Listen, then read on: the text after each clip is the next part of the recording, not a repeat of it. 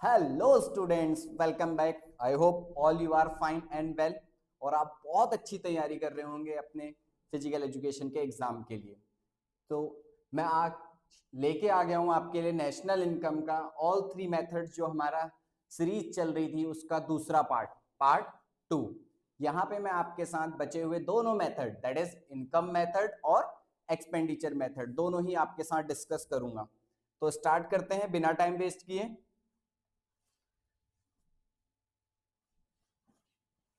तो बेटे सबसे पहले हमने डिस्कस कर लिया था लास्ट वीडियो में प्रोडक्शन मेथड, जिसको हम वैल्यू एडिट मेथड के नाम से भी जानते हैं।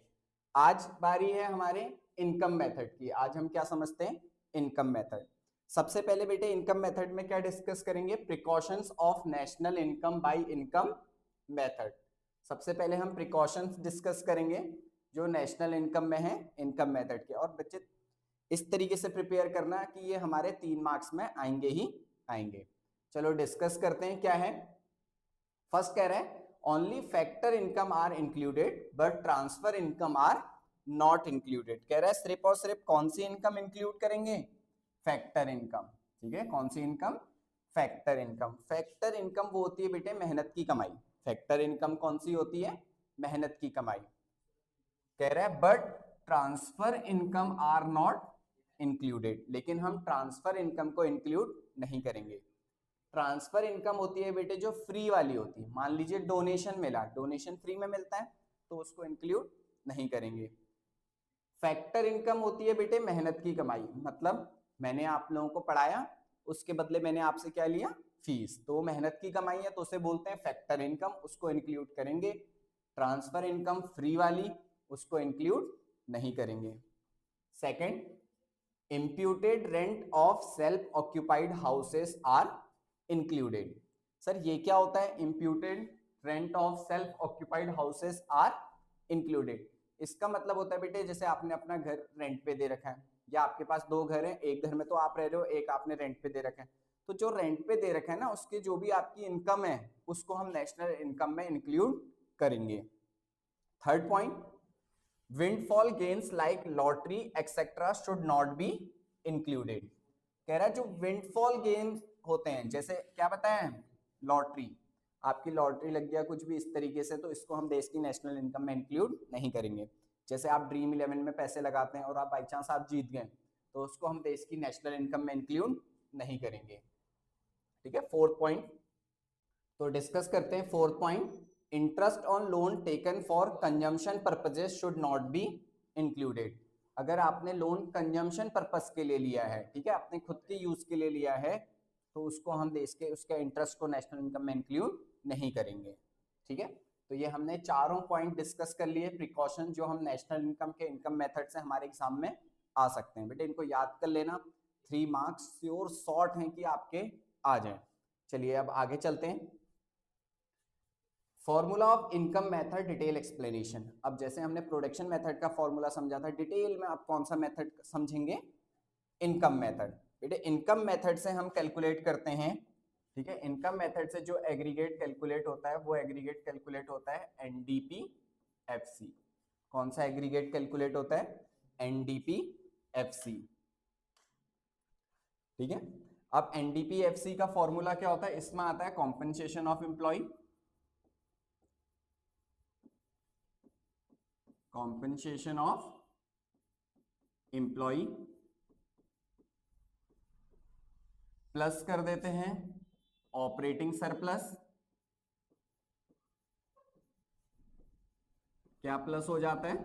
Operating surplus. फिर प्लस कर देते हैं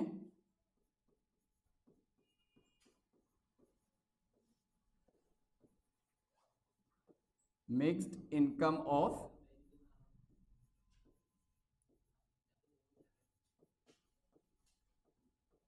सेल्फ एम्प्लॉयड।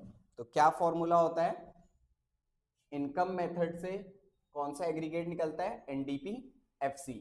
बताओ बेटे एनडीपी एफसी को क्या बोलते हैं? मैंने आपको लास्ट लेक्चर में समझाया भी था, डोमेस्टिक इनकम। क्या बोलते हैं? Domestic income. तो एनडीपी एफसी कैसे निकलता है? Compensation of employ plus operating surplus plus mixed income of self employed. अब समझते बेटे कॉम्पेंसेशन ऑफ एम्प्लॉइज होता क्या है। ठीक है, तो बेटे जो भी एक कंपनी है, ठीक है, एक कंपनी है, उस कंपनी का एक क्या होता है बॉस, जिसको हम एम्प्लॉयर बोलते हैं, जिसको हम क्या बोलते हैं, एम्प्लॉयर। वो अपनी कंपनी में किसको रखता है, एम्प्लॉइज को। किनको रखता है, एम्प्लॉइज को। तो जो एम्प्लॉइज हैं वो कंपनी में काम करते हैं, उसके बदले उस एम्प्लॉइज को कुछ ना कुछ वेजेस सैलरी वगैरह दी जाती है। तो एक एम्प्लॉयर अपनी एम्प्लॉइज को जो भी चीज देगा, ठीक है, सैलरी वेजेस जो भी चीज देगा, उसको बोलते हैं कॉम्पेंसेशन ऑफ एम्प्लॉय। समझ में आया कॉम्पेंसेशन ऑफ एम्प्लॉय क्या होते हैं। कॉम्पेंसेशन ऑफ एम्प्लॉइज में एक एम्प्लॉयर, एम्प्लॉयर मतलब बॉस, क्या क्या दे सकता है अपने एम्प्लॉइज को। बेटे salary and wages, salary and wages in cash. Salary और वेजेस कैसे दे सकता है, कैश में। Second, salary and wages in kind. Sir in kind मतलब, इन काइंड मतलब हुआ बेटे कि बॉस ने ना अपने एम्प्लॉइज को पैसे नहीं दिए, उसकी जगह कोई सामान दे दिया। ठीक है, उसकी जगह क्या दे दिया, कोई सामान दे दिया, काइंड। कोई भी अलाउंसेस हो सकते हैं, कोई भी अलाउंसेस हो सकते हैं। ठीक है, दीपावली में क्या मिलता है, बोनस। तो एक एम्प्लॉयर अपने एम्प्लॉय को क्या दे सकता है, बोनस। अब बेटे लास्ट वाला सबसे इंपॉर्टेंट, ठीक है, इसको मैं अलग मार्कर से कर दे रहा हूं, ये होता है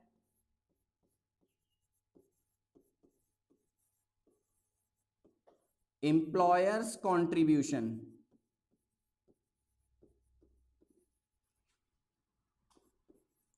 टू सोशल सिक्योरिटी स्कीम।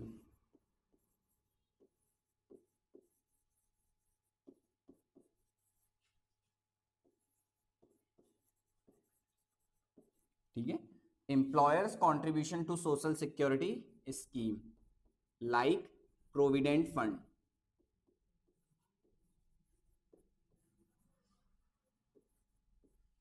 बेटे ध्यान देखना, एम्प्लॉयर्स कंट्रीब्यूशन देंगे, क्वेश्चन में ना हमको एम्प्लॉय ही भी दिया होगा, क्वेश्चन में हमको एम्प्लॉय भी दिया होगा, तो एम्प्लॉय को नहीं लेंगे, हमेशा एम्प्लॉयर का लेना है। एम्प्लॉयर मतलब जो कंपनी बॉस दे रहा है अपने एम्प्लॉय को, वाला सोशल सिक्योरिटी हम लेंगे। तो ये था compensation of employees.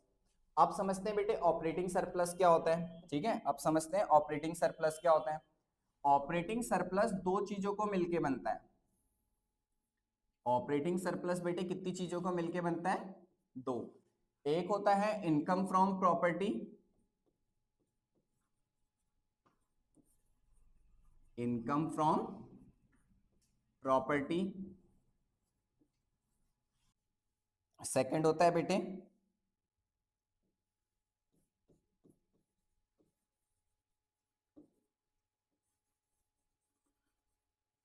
Income from entrepreneurship.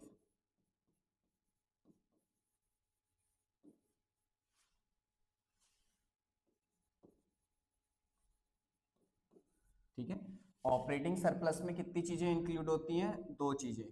Income from property में इनकम फ्रॉम एंटरप्रेन्योर क्या कर देते हैं, प्लस कर देते हैं। अब इनकम फ्रॉम प्रॉपर्टी में तीन चीजें आती है बेटे, कितनी चीजें आती हैं, तीन आती हैं। ठीक है, होता है रेंट, एक होता है रॉयल्टी, और तीसरा होता है इंटरेस्ट। ठीक है, तो इनकम फ्रॉम प्रॉपर्टी में कितनी चीजें होती हैं, तीन, रेंट, रॉयल्टी और इंटरेस्ट। इनकम एंटरप्रेन्योरशिप में सिर्फ बेटे एक ही चीज होता है, वो होता है प्रॉफिट। वो क्या होता है, प्रॉफिट। तो हमारे पास कितनी चीजें होगी बेटे, रेंट, रॉयल्टी और इंटरेस्ट, चौथा प्रॉफिट। इन चारों को अगर हम आपस में प्लस कर देंगे तो मुझे क्या मिल जाएगा, ऑपरेटिंग सरप्लस। कभी कभी क्या होता है बेटे, क्वेश्चन में प्रॉफिट गिवन नहीं होता, क्वेश्चन गिवन नहीं होता है, प्रॉफिट गिवन नहीं होता, प्रॉफिट फर्दर 3 पार्ट होता है। प्रॉफिट फर्दर कितने पार्ट्स में डिवाइड हो जाता है? 3 पार्ट्स में डिवाइड हो जाता है। ठीक है, किस किस नाम से? कॉर्पोरेट टैक्स, जो प्रॉफिट आता है उसमें से कुछ पैसा हम टैक्स में दे देते हैं, प्लस कुछ पैसा हम डिविडेंड दे देते हैं, प्लस कुछ पैसा हम अपने पास रिटेन्ड अर्निंग रख लेते हैं।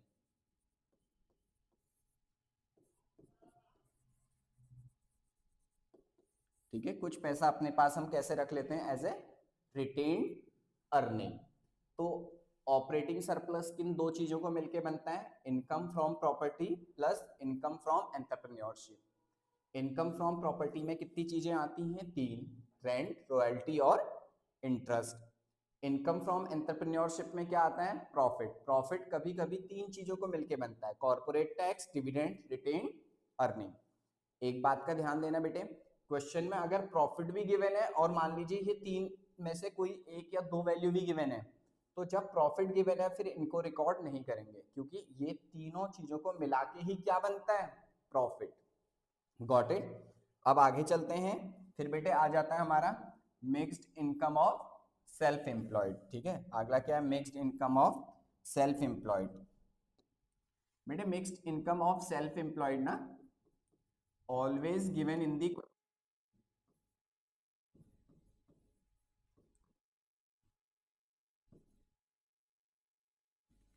हमेशा कहां पे गिवन होगा? क्वेश्चन पे गिवन होगा। ठीक है, तो क्या फॉर्मूला बन गया हमारा? ठीक है, देखते हैं इनकम मेथड से हमारा क्या फॉर्मूला बन गया। कौन सा एग्रीगेट कैलकुलेट होता है? NDP FC. फॉर्मूला होता है compensation of employ plus operating surplus plus mixed income of self employ. Compensation of employees क्या होता है? जब एक एम्प्लॉयर अपने एम्प्लॉयज को जो जो चीजें प्रोवाइड करता है। ऑपरेटिंग सरप्लस कितनी चीजों को मिलकर बनती है? 2, income from property plus income from entrepreneurship. Property के अंदर 3 चीजें आती हैं, रेंट, रॉयल्टी, इंटरेस्ट। उसमें और क्या प्लस करना होता है? प्रॉफिट। तो मुझे क्या मिल जाएगा? Operating surplus. Mixed income of self employed हमेशा कहां पे दिया होता है? क्वेश्चन में। तो बेटे एज आई प्रॉमिस, जैसे मैं आपसे हमेशा प्रॉमिस करता हूं कि मैं जो पढ़ाता हूं पूरा बेस डिटेल में एक एक चीज आपको एक्सप्लेन की है। अब देखते हैं प्रीवियस ईयर क्वेश्चन, इस मेथड से रिलेटेड जो प्रीवियस ईयर क्वेश्चन आया है, ठीक है, उसको सॉल्व करके देखते हैं। ठीक है बेटे, मैं आपके लिए क्वेश्चन भी लेके आया हूं।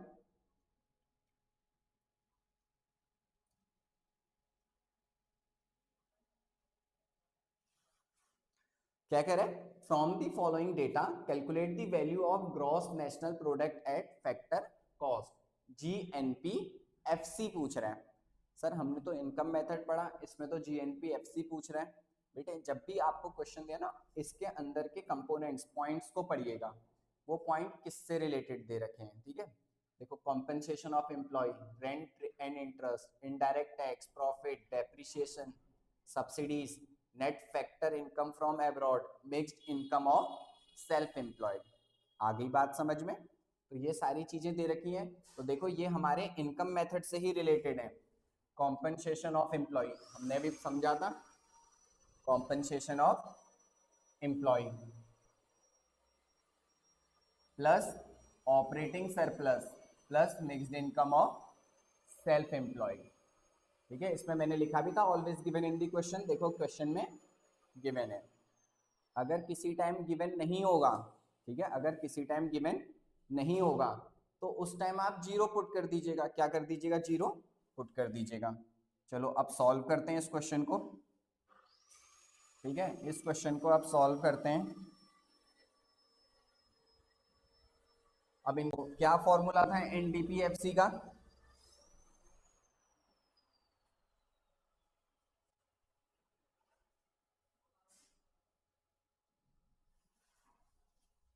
Compensation of employ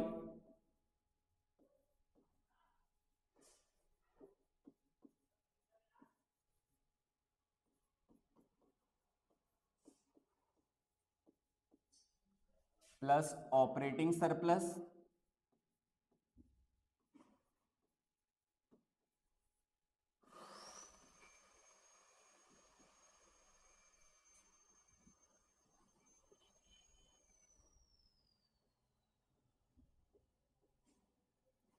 plus mixed income of self employed. ठीक है, फॉर्मूला लिख लिया। अब बताओ क्वेश्चन में कॉम्पेंसेशन ऑफ एम्प्लॉय कितना दिया है? 12,000।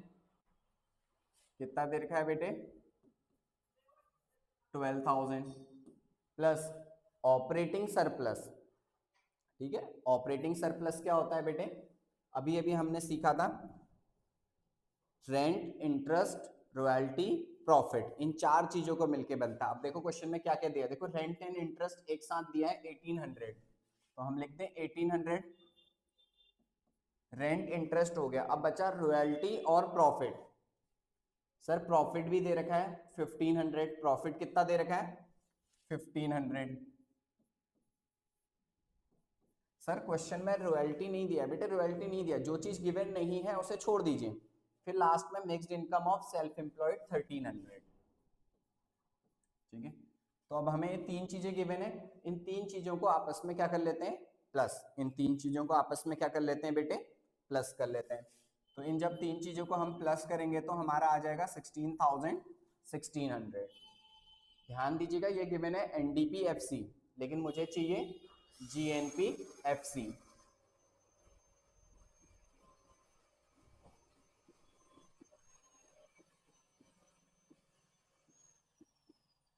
अब जीएनपीएफसी हमें कैलकुलेट करना है और गिवन है एनडीपीएफसी। कल मैंने आपको कन्वर्जन सिखाए थे, तो वापस से कन्वर्जन फॉलो करते हैं।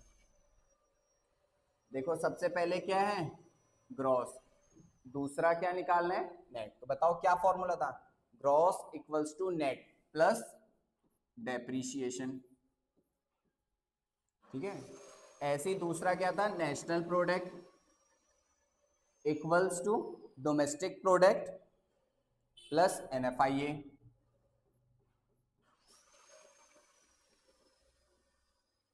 अब बेटे देखो थर्ड स्टेज में, थर्ड पार्ट में, यहाँ पे भी एफसी, यहाँ पे भी एफसी।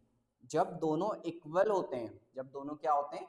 इक्वल, उस केस में हमें कन्वर्जन लगाने की जरूरत नहीं होती है। तो चलो वैल्यूज पुट कर देते हैं। ठीक है, क्या पुट कर दें? वैल्यू पुट कर देते हैं।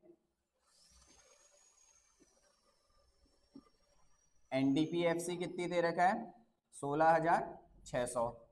डेप्रीशिएशन गिवन है बेटे, देखो फिफ्थ पॉइंट में 1100 plus NFIA net factor income from abroad minus का गिवन है 120, तो आप माइनस को ब्रैकेट में लिख देंगे 120। अगर इसको सॉल्व करते हो, ठीक है, इसको सॉल्व करते हो तो हमारा आ जाएगा 17,580। वैल्यूज किस में है बेटे? करोड़ में, तो हम भी करोड़ मेंशन करना पड़ेगा। इतना सा आसान क्वेश्चन था। देखो जो अभी क्वेश्चन करा, ठीक है, अभी कॉन्सेप्ट सीखा, अभी उसका क्वेश्चन किया, दैट मच इजी। चले अगले क्वेश्चन की तरफ। ठीक है, अगले टॉपिक की तरफ चले बेटे हम। ठीक है, ये हो गया। अब अगले स्टेप की तरफ चलते हैं। थर्ड कौन सा मेथड? Expenditure method. अभी हमने इनकम मेथड डिस्कस कर लिया, अब आ गया expenditure method. Precaution of national income by expenditure method. अब हमें प्रिकॉशंस पढ़ने हैं, कौन से मेथड से? एक्सपेंडिचर। वो ये हर मेथड में मैंने आपको प्रिकॉशन पढ़ाया, क्योंकि प्रिकॉशन आने के चांसेस बहुत ज्यादा होते हैं, तो इसीलिए बहुत अच्छी तरीके से इनको प्रिपेयर करना। कह रहा है we should not include expenditure और purchase of second hand goods. जो भी सेकेंड हैंड गुड्स को परचेज करने में एक्सपेंडिचर इंक्लूड होते हैं, उनको हम रिकॉर्ड नहीं करते हैं नेशनल इनकम में। We should not include intermediate expenditure. कह रहा है जो इंटरमीडिएट एक्सपेंडिचर होते हैं, रीसेल और रॉ मटेरियल के पर्पज से किए जाते हैं, उसको भी हम रिकॉर्ड नहीं करते हैं। We should not include purchase of financial assets like shares, debentures, bonds etcetera. कह रहा है जो फाइनेंशियल एसेट्स होते हैं, शेयर्स, डिवेंचर, बॉन्ड, इसको भी हम रिकॉर्ड नहीं करते हैं एक्सपेंडिचर मेथड में। Expenditure on gifts, donation, scholarship etcetera should not be included since these are transfer payment. Transfer payment free वाली। कह रहा है जो गिफ्ट होते हैं, ठीक है, डोनेशन है, स्कॉलरशिप है, इसको भी हम रिकॉर्ड नहीं करते हैं। तो बस बेटे देखो 4 पॉइंट इतनी जल्दी हो गए और इनको याद करिएगा, ठीक है, नोट कीजिएगा, 3 मार्क्स हमारे को पक्के होने चाहिए। अब यहां से डिस्कस करते हैं बेटे इसका फॉर्मूला। चलिए आगे बढ़ते हैं। अब है formula of expenditure method, expenditure method detail explanation. अब एक्सपेंडिचर मेथड का क्या फॉर्मूला होता है? हमने प्रोडक्शन मेथड सीख लिया, हमने इनकम मेथड सीख लिया, अब सीखते हैं हम एक्सपेंडिचर मेथड। बेटे जो एक्सपेंडिचर से मेथड से जो हमारा एग्रीगेट कैलकुलेट होता है वो होता है जीडीपी एमपी। क्या होता है? एमपी, ठीक हो गया, जीडीपी एमपी कैलकुलेट होता है। तो क्या होता है जीडीपी एमपी का formula? PFCE plus GFCE plus CF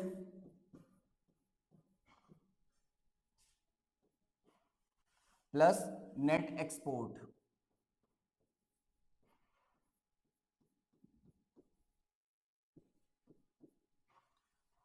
तो एक्सपेंडिचर मेथड से कौन सा एग्रीगेट कैलकुलेट होता है? GDP MP. क्या फॉर्मूला होता है? Private final consumption expenditure, government final consumption expenditure, gross domestic capital, gross domestic capital formation, net export. ठीक है, तो पीएफसीई का मतलब होता है बेटे private final consumption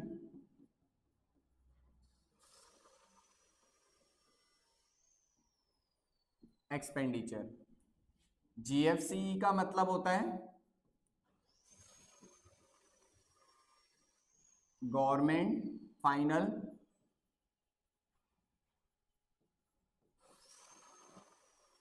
consumption expenditure.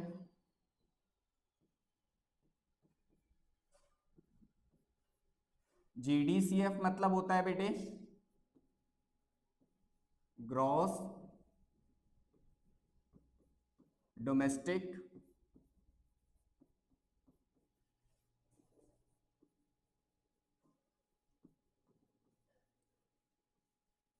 Capital formation, और नेट एक्सपोर्ट आपको गिवन है। ठीक है, तो एक्सपेंडिचर मेथड का formula GDP MP equals to private final consumption expenditure, government final consumption expenditure, gross domestic capital formation, net export. इन सबको आपस में क्या कर देंगे? प्लस। जब इनको हम आपस में प्लस कर देंगे तो हमें क्या मिलेगा बेटे? GDP MP. बेटे जो प्राइवेट फाइनल कंजम्पशन एक्सपेंडिचर है, government final question final consumption expenditure है, मैक्सिमम टाइम हमें कहां पे गिवन होता है? क्वेश्चंस में गिवन होता है। फिर भी प्राइवेट फाइनल कंजम्पशन एक्सपेंडिचर मतलब क्या होता है बेटे? पर्सनल इनकम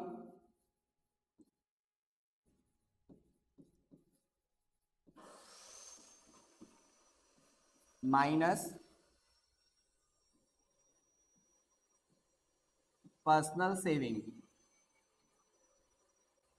ठीक है, और कैसे निकलता है?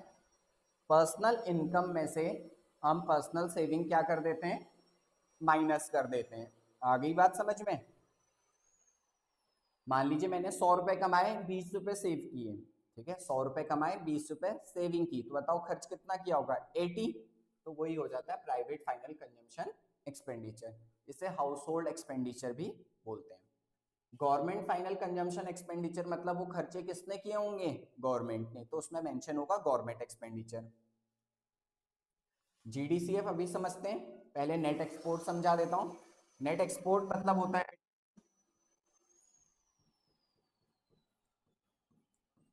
Export minus import.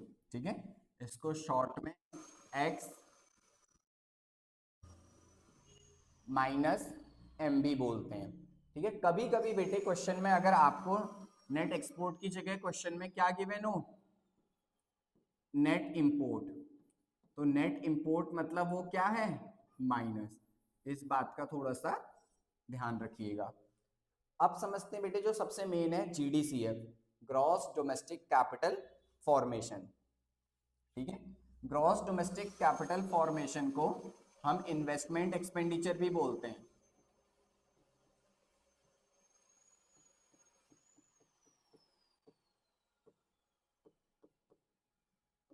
हम इन्वेस्टमेंट एक्सपेंडिचर भी बोलते हैं।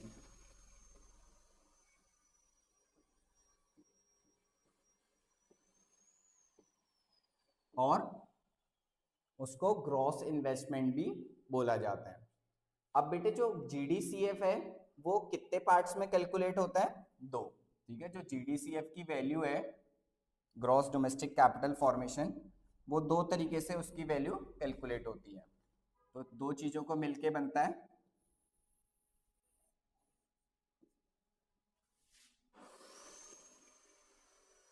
ठीक है, कितनी चीजों को मिलके बनेगा? दो चीजों को मिलके बनेगा। क्या? एक तो फिक्स्ड इन्वेस्टमेंट,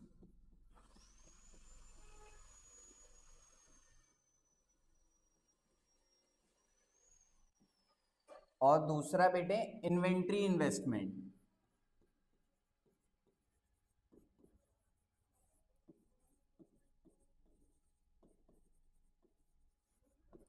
इन्वेंट्री इन्वेस्टमेंट। जब फिक्स्ड इन्वेस्टमेंट और इन्वेंट्री इन्वेस्टमेंट को हम आपस में प्लस कर देंगे, ठीक है, आपस में क्या कर देंगे? प्लस कर देंगे, तो मुझे क्या मिल जाएगा? Gross domestic capital formation. Inventory investment को बेटे एक और नाम से जानते हैं, that is change in stock. किस नाम से जानते हैं? Change in stock. जो कैसे निकलता है?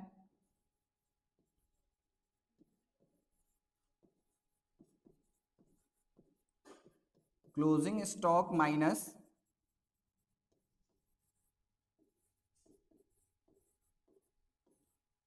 Opening stock. ठीक है, कैसे निकलता है? क्लोजिंग स्टॉक में से हम क्या माइनस कर देते हैं? Opening stock. अब बेटे फिक्स्ड इन्वेस्टमेंट क्या होता है? बेटे फिक्स्ड इन्वेस्टमेंट को हम ग्रॉस डोमेस्टिक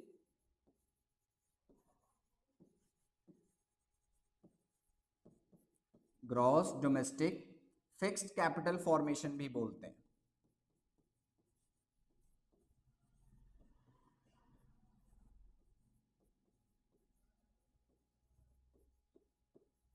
तो ध्यान देना, यहां तक ग्रॉस डोमेस्टिक कैपिटल फॉर्मेशन सिर्फ और सिर्फ। यहां पे क्या आ गया? Gross domestic fixed capital formation. सिर्फ एक चीज की वैल्यू ज्यादा ऐड होके आ गई, gross domestic fixed capital formation. ठीक है, तो जब फिक्स लिख के आ जाएगा तो उसमें भी क्या और प्लस करेंगे? Inventory investment. तब जाके मुझे क्या मिलेगा? Gross domestic fixed capital formation. कभी कभी बेटे ये जो gross domestic fixed capital formation है, ये फर्दर 3 पार्ट में डिस्ट्रीब्यूट हो जाती है। ठीक है, आपको gross domestic fixed capital formation लिखा हुआ नहीं मिलेगा, उसकी जगह ये 3 नाम लिखे होंगे, 3 नेम गिवन होंगे। तो इन तीनों को कौन क्या क्या बोलते हैं? बिजनेस इन्वेस्टमेंट,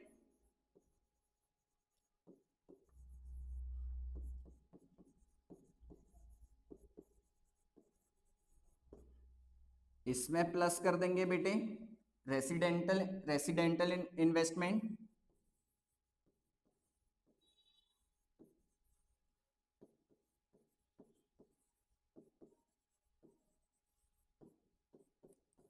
और प्लस कर देंगे बेटे पब्लिक इन्वेस्टमेंट।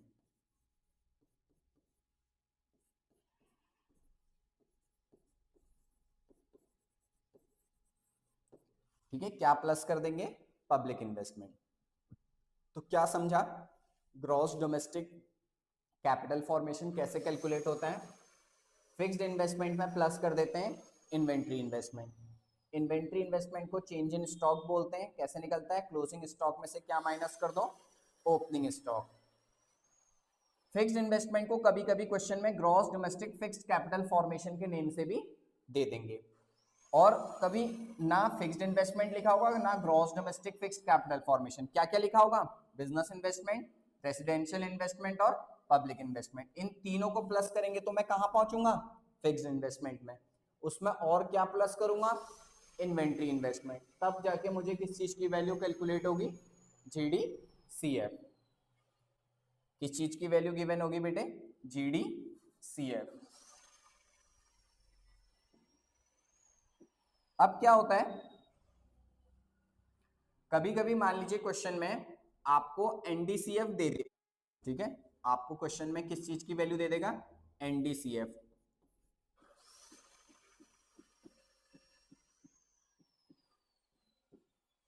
ठीक है, हमें चाहिए होता है ग्रॉस डोमेस्टिक कैपिटल फॉर्मेशन, ठीक है, हमें चाहिए होता है ग्रॉस डोमेस्टिक कैपिटल फॉर्मेशन, लेकिन क्वेश्चन ने हमें क्या दे दिया, NDCF, net domestic capital formation. तो बस बताओ, हमें यहाँ पे पहला स्टेप G है और यहाँ पे पहला क्या है, N, फॉर्मूला लगा देंगे, gross equals to net plus depreciation. तो हमें सीधा किसकी वैल्यू मिल जाएगी, GDCF की वैल्यू मिल जाएगी, ठीक है, सीधा किसकी वैल्यू मिल जाएगी, GDCF की। कभी कभी बेटे हमें चाहिए तो हमें किसकी वैल्यू होती है, GDCF की। क्वेश्चन ना हमें देखो यहाँ लिखा है क्या है, gross domestic fixed capital formation, gross domestic fixed capital formation ना लिख के क्या लिख देगा, net domestic fixed capital formation.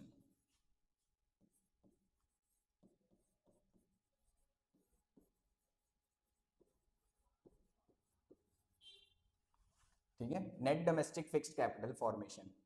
अब पहले तो मैंने आपको समझाया था gross domestic fixed capital formation में अभी प्लस और क्या करेंगे, इन्वेंट्री इन्वेस्टमेंट। लेकिन ध्यान देना यहाँ पे हमें क्या चाहिए, ग्रॉस, और यहाँ क्या दे रखा है, नेट। तो बताओ ग्रॉस इक्वल्स टू नेट, मुझे क्या प्लस करना पड़ेगा, डेप्रीशिएशन,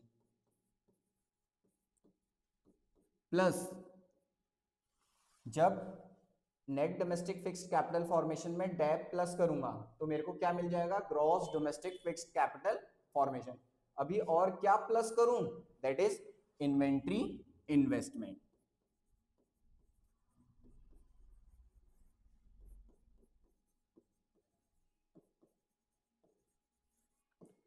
तो इस तरीके से मुझे GDCF की वैल्यू गिवन हो जाएगी। तो बेटे क्या बोला, GDCF आपको कभी कभी NDCF देगा, उसमें डेप प्लस कर देना तो सीधा GDCF मिल जाएगा, और कभी कभी आपको net domestic fixed capital formation देगा, पहले डेप प्लस करना फिर इन्वेंट्री इन्वेस्टमेंट प्लस करना।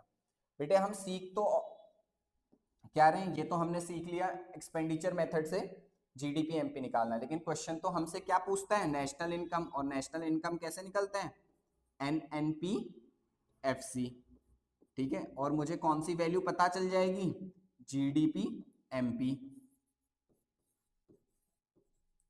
ठीक है। कन्वर्जन लगा लेते हैं, ठीक है, क्या लगा लेते हैं, conversion, net equals to gross minus depreciation, national product equals to domestic product plus NFIA, factor cost equals to market price minus NIT, ठीक है।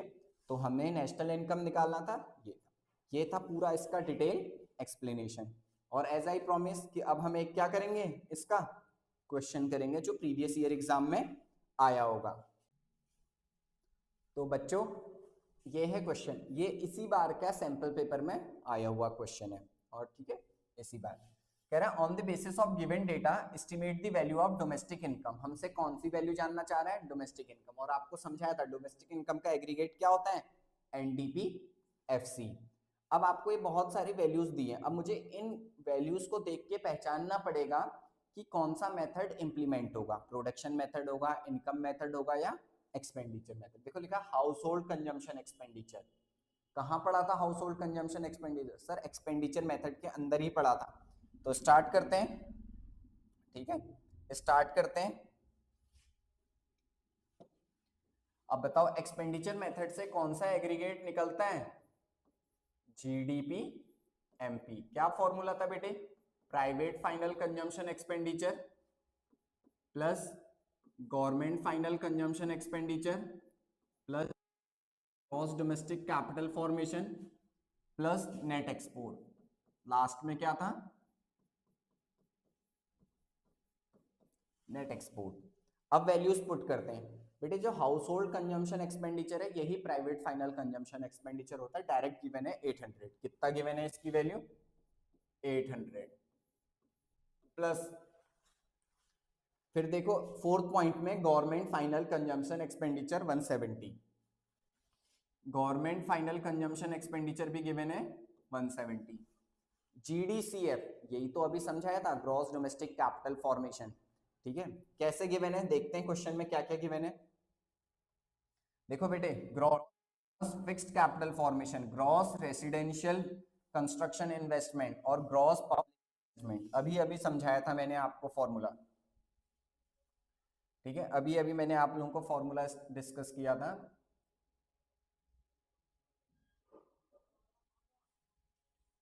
ये कि आपको gross domestic fixed capital formation कभी कभी बिजनेस इन्वेस्टमेंट, रेसिडेंशियल इन्वेस्टमेंट और public investment के name से गिवन होगी। ये देखो बिजनेस इन्वेस्टमेंट, सेकंड पॉइंट में आप देखना gross business fixed capital formation, third में देखिएगा ग्रॉस रेसिडेंशियल कंस्ट्रक्शन इन्वेस्टमेंट और सिक्स्थ में देखिएगा पब्लिक इन्वेस्टमेंट, ठीक है। तो बिजनेस इन्वेस्टमेंट, रेसिडेंशियल इन्वेस्टमेंट और पब्लिक इन्वेस्टमेंट। अब इनको प्लस कर लेते हैं, सेकंड थर्ड 150 और 120,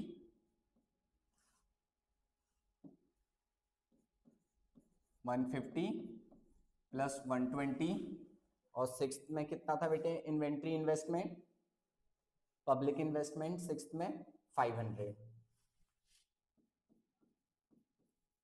तो बेटे ये तो अभी हमारा सिर्फ और सिर्फ क्या निकला फिक्स्ड इन्वेस्टमेंट। फिर मैंने आपको बताया था फिक्स्ड इन्वेस्टमेंट में और क्या प्लस करते हैं इन्वेंट्री इन्वेस्टमेंट, तो प्लस कर लेते हैं इन्वेंट्री इन्वेस्टमेंट। देखो क्या क्वेश्चन में इन्वेंट्री इन्वेस्टमेंट गिवन है, हाँ सर गिवन है, कौन से पॉइंट में गिवन है सिक्स, कितना गिवन है बेटे 140, कितना गिवन है 140, ठीक है 140 गिवन है। अब देखो नेट एक्सपोर्ट, क्या क्वेश्चन में आपको नेट एक्सपोर्ट गिवन है, फिफ्थ पॉइंट में देखो बिल्ला excess of import over export, import ज्यादा है कह रहा है, जब इंपोर्ट ज्यादा होता है तो बेटे वो माइनस हो जाता है, ठीक है, वो क्या हो जाता है माइनस हो जाता है, कितना माइनस हो जाएगा 20। इसको सॉल्व कर लेते हैं, ठीक है, इसको क्या कर लेते हैं सॉल्व कर लेते हैं। तो इसको सॉल्व करके आ गया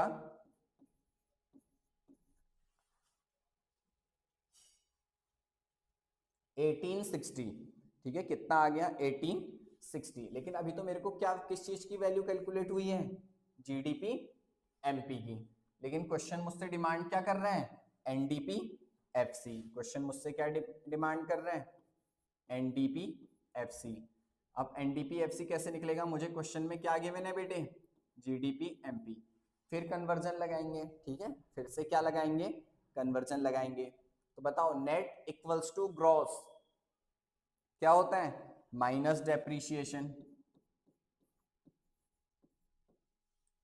डोमेस्टिक प्रोडक्ट सेम है, कोई कन्वर्जन नहीं लगेगा। फिर है factor cost equals to market price minus NIT, value put कर देते हैं, जीडीपी एमपी की वैल्यू थी 1860, डेप्रीशिएशन बेटे लास्ट में कंजम्पशन ऑफ फिक्स कैपिटल को डेप्रीशिएशन बोलते हैं, कितना गिवन है 40, NIT net indirect tax eighth वाला पॉइंट 70, ठीक है, कितना माइनस कर दें 70। तो ये सॉल्व करके आ गया हमारा 1750 और वैल्यूज किस में थी करोड़ में। तो यहां तक हो गया बस बेटा, देखो इतना नंबर 3 नंबर में। तो मैंने आप लोगों के साथ बेटे कंप्लीट डिस्कशन कर लिए हैं तीनों मेथड, अच्छे से देखिएगा, बार बार देखो, अपने दोस्तों को शेयर करो, जो अपने फ्रेंड्स में शेयर कीजिए इसको, ठीक है, फ्रेंड्स में शेयर करो, मैक्सिमम शेयर करो, लाइक करो बेटे, सब्सक्राइब करिए चैनल को, कमेंट कीजिए।